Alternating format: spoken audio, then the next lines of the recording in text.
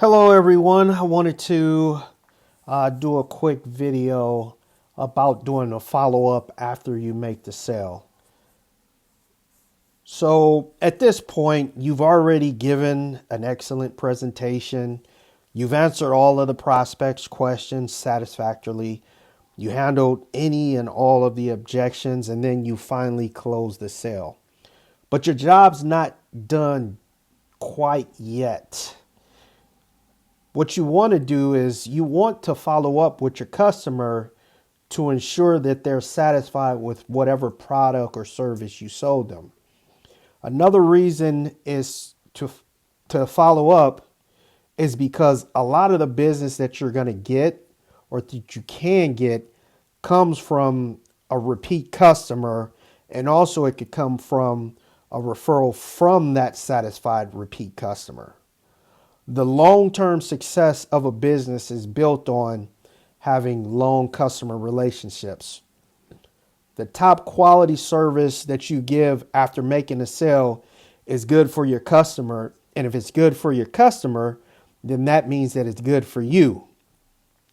When you make a sale, you want to be sure to follow up with that customer because, again, if they're satisfied, they may purchase that product or service again from you.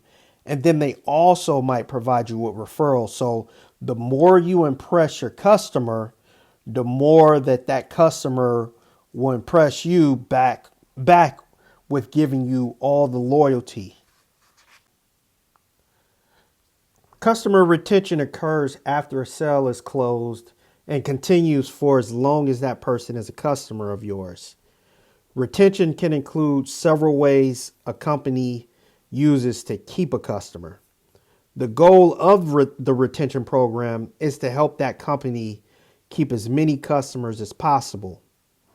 So retaining the customer can include things like a customer loyalty program, reward programs, customer birthday notifications, referral vouchers, and even something as simple as a sales visit. When you're retaining a customer, you have to remember that it begins before the customer agrees to do business with you, since that influences the way that a customer talks about you. A famous quote by Warren Buffett, he gave this famous quote a while ago where he said that it takes 20 years to build up your reputation and only 5 minutes just to ruin that reputation. So what that means is you can spend several years building up a reputation with the customer base, and then you can just make one bad mistake and that reputation that you built can be ruined. One of the least expensive ways to retain a customer is through word of mouth advertising. Some people suggest that a company's brand is their reputation.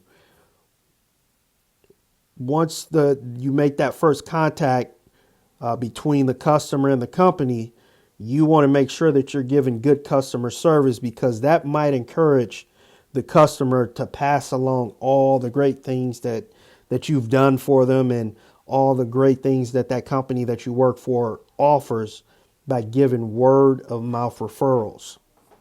So one way to think about it is, if you have a happy customer, you're more than likely going to get a repeat business. And with that repeat business, that's more profit for you and more profit for the company. So when you're trying to get a new customer, it's usually one of the more expensive ways to have a customer. It's a lot more expensive than just retaining a customer, because you have to do a lot of things to try to get a new customer. You have to do certain research. And if you do your research, you have to talk to the customer and spend time trying to build a relationship and rapport with that customer. Well, if you've already had the customer and you've retained that customer, a lot of that discovery stuff that you have to do at the beginning to get a new customer, you don't really have to do, because that customer already knows who you are.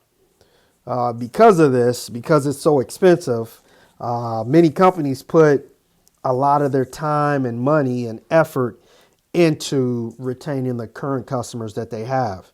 Again, it's cheaper for a customer to retain a customer because they may not have to spend as much on marketing or advertising for that current customer.